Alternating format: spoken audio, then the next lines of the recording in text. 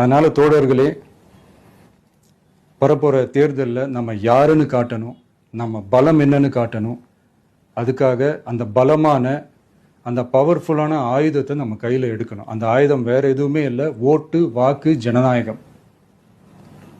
அது இருந்தால் தான் நம்ம அந்த வெற்றியை நோக்கியே நம்மளால் பயணிக்க முடியும். தமிழ்நாடே அந்த வாக்குச்சாவடி முன்னாடி திரண்டு நிற்கணும். அதை பார்த்துட்டு தமிழ்நாடே தமிழக வெற்றி கழகமா, இல்லை தமிழக வெற்றி கழகம் தான் தமிழ்நாடா அப்படின்ற மாதிரி இருக்கணும். வீடுன்னு ஒன்று இருந்தால் தான் ஓடு மாற்ற முடியும்னு அறிஞர் அண்ணா அவர்கள் சொல்லியிருக்கிறாங்க. அந்த மாதிரி ஓட்டுன்னு ஒன்று இருந்தால் தான் இந்த நாட்டையே காப்பாற்ற முடியும்.